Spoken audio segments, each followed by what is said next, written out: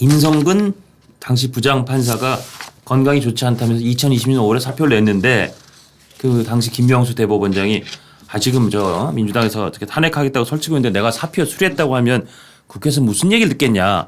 그러면서 사표를 수리하지 않았는데 이런 사실이 알려져 김 대법원장 당시 대법원장이 사실과 다르다 이런 답변서를 보낸 겁니다. 근데 그 임성근 부장판사가 혹시 이렇게 대법원장이 거짓말할지 몰라서 그 녹음한 녹취가 있었고 거짓말이 드러났고 사과했는데 결국 대법원장이 사과했죠.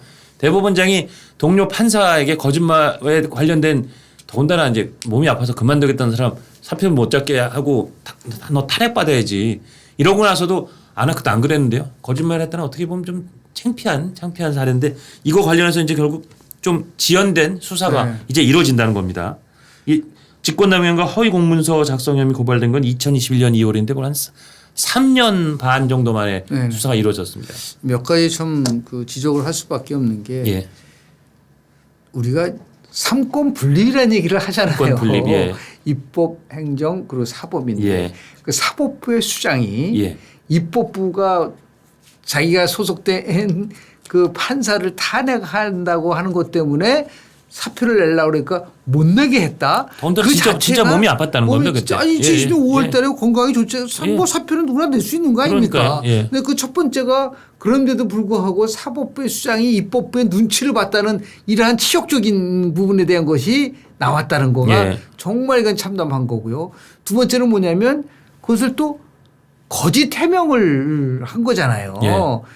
처음에 문재인 대통령이 들고 하고 나서 김명수 대법원장이 임명됐을 때 많은 지적이 있었어요.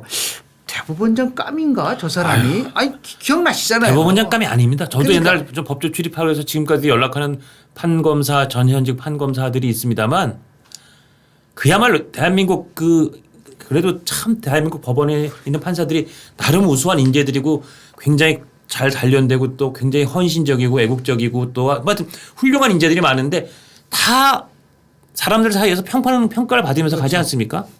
그냥 김명수라는 사람은 춘천지방법원장 된 것만으로도 야, 저 사람 생각보다 잘 나갔네지.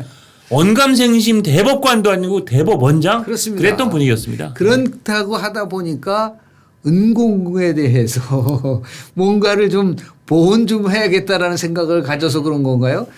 청와대 눈치를 그렇게 하고요.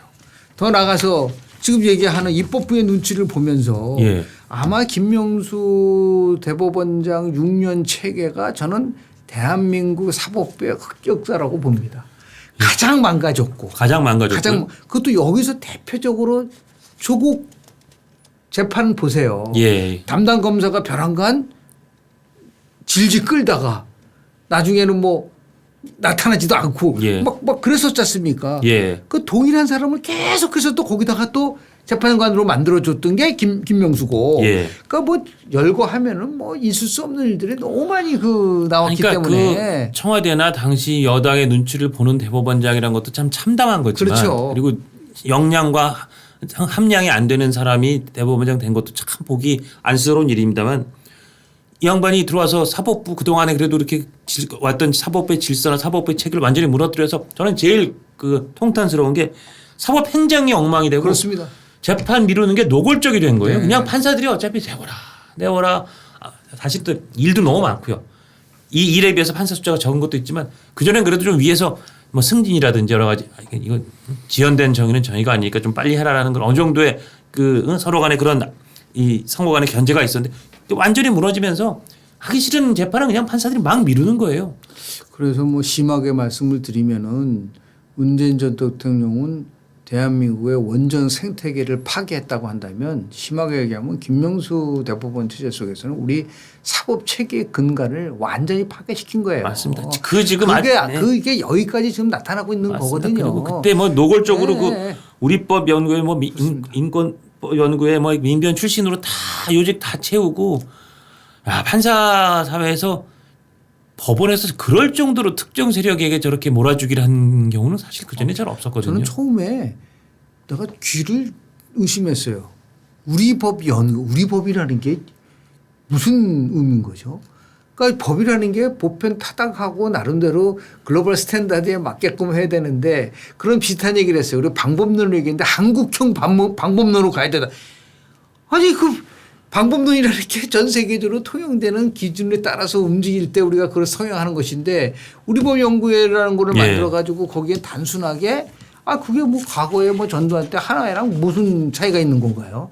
자기분들 다 모아가지고 자기네들의 불락화시키고 세력화시킨 다음에 김명수 체제 들어오면서 요직이라는 건 다 차지하게 됐고 이런 상황 속에서 사법부가 예. 과거의 사법부가 아닌 예. 그런 모습으로 나타났다는 것에 대해서 뭔가 이 부분에 대한 부분들은 이제 시정도 해야 되고 그래서 우리 새로 이제 우리 조희대 대법원장께서 이런 부분들에 대한 것들을 이제 빨리 정상화시키는 작업들이 실질적으로 필요한 부분이 아닌가라는 생각이 좀 하게 됩니다. 그러니까 말씀하신 것처럼 사법부의 생태계, 사법부의 질서를 너무 김명수 대법원장 네. 시절에 망가뜨려놔서 그걸 아마 복원하는 데만도 시간이 꽤 걸릴 거고요. 지금 의지를 갖고 예. 이 부분을 만약에 안 해놓으면 마지막에 우리 국민들이 믿는 거는 사법부거든요.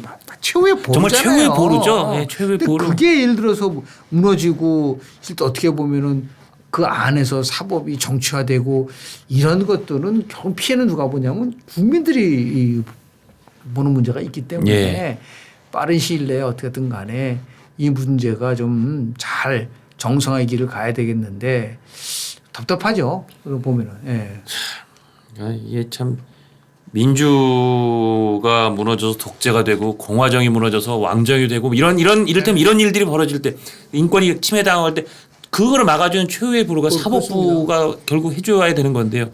그 사법 동료 판사를 너 일단 몸이 아파서 그만두겠다는데 사표 그 사람은 얼마나 자괴감을 느꼈을까요? 그거를 그리고 저런 사람이 사법부의 수장인 대법원장이라니. 그리고 그다음에 그런 사실이 있느냐고 물어봤으면 그럼 차라리 제가 동료 판사에게 미안했으나 그렇죠. 그래도 저 국회에서 이런 걸 진행하고 있다니까 조금 기다려달라고 얘기한 건 사실이다. 이렇게 했으면 그나마 덜 창피하죠. 거짓말 저 그런 적 없는데요. 근데 그냥 그게 녹취로 딱 들어가니까 그렇죠. 완전 거짓말까지 참. 그래서 후한무치가 시대 정신이 아니냐는 제 말씀이 자꾸만 그런 사례들이 떠올려 보면 자꾸 많아서 그렇습니다. 네. 오늘